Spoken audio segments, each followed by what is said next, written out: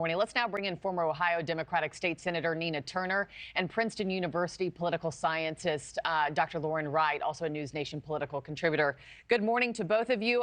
Lauren, let me just start with you because my team and I were talking this morning. There was no, long nap for President Trump yesterday or opening the gifts, no eggnog. I mean, he fired off 41 social media posts yesterday. What did you make of that on Christmas Day?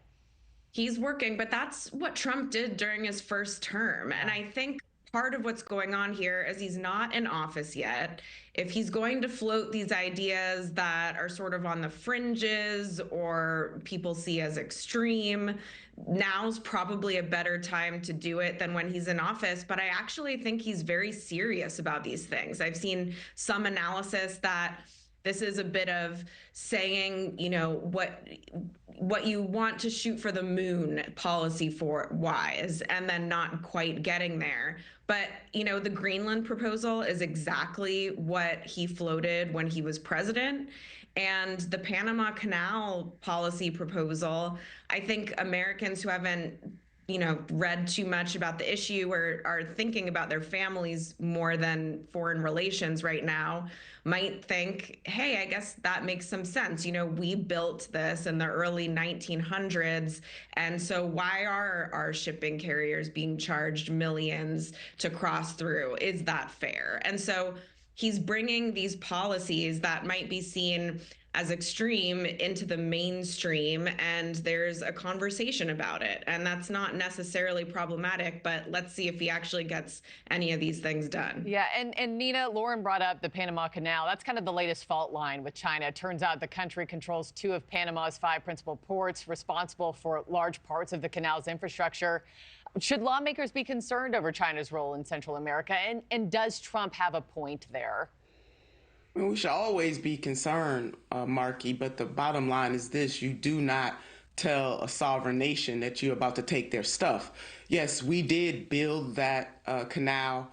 Thousands of people were killed, mainly men were killed. I believe it was over 5,000 at the time over the course of trying to build this canal. But you build a relationship. We have treaties, we have conditions that were agreed upon over the decades, over the generations with Panama. And so for the president-elect to show such hubris, and also it really seems a lot like imperialism. You're going to tell another country you're going to take their stuff because you don't like what's happening, instead of, sir, taking the oath of office and trying to work something out with Panama. If you believe that the fees are too high, then have a conversation. But you do not, sir, try to tell these folks that you're about to take their stuff. The United States of America would not stand for another sovereign nation to tell us that they're going to take things that belong to us. And so we should not do that to another nation, and especially a nation that is an ally of ours. If we want to get the jump on China, then build relationships. That's what President-elect Donald J. Trump should be doing. And if previous presidents did not do that and have allowed China to get an upper hand, then there are ways to try to turn that around. But you don't do that by telling folks you're coming into their house and you're going to take their stuff. Lauren, let's also talk about some of his cabinet choices, because a lot of his posts yesterday were also pumping up Pete Hegseth, Kash Patel. He dedicated what seemed to be nearly a quarter of his Truth Social posts to them yesterday. Nothing about Gabbard or Rubio. Does that tell you that, there's trouble lying ahead for those picks and he knows it? Oh, I think he knows that those are the most trouble that his picks will have, but I think he feels he's close to the finish line and he just has to push these people through. And frankly, most Americans see him as a president-elect who deserves to have whoever he trusts and is loyal to him around him. And so I really think the question for Democrats is, where do you spend your political capital? Probably to fight these picks tooth and nail to the very end is not going to be the most fruitful, as critiquing some of the policy choices and specifically saying, look, he promised you this and he didn't get it done. He promised you this and he's not doing it.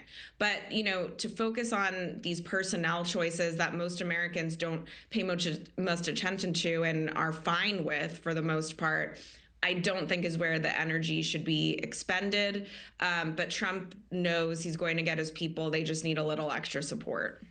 Thanks for watching, everybody. Go to joinnn.com to find News Nation on your television provider.